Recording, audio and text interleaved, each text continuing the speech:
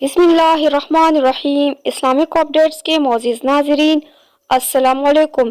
امام ابو حنیفہ کے بے مثال بصیرت۔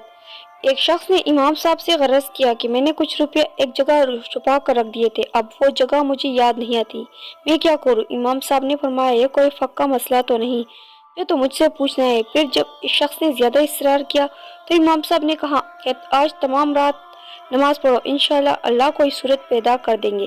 چنانچہ اس شخص نے تمام رات کو نماز پڑھنا شروع کیا تھا کہ اسے یاد آ گیا کہ اس نے روپیہ کہاں رکھے تھے، اور وہ نماز چھوڑ کر فوراً اپنا دفینہ نکالنے بھاگ کھڑا ہوا۔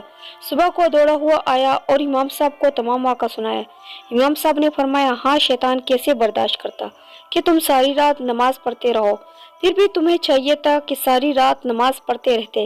قربان جائے امام اعظم ابو حنیفہ کی بصیرت پر، کیسا عدم المثال حل تجویز فرمایا کہ شخص کا کام بھی ہو گیا اور نماز کی تلقین بھی فرما دی۔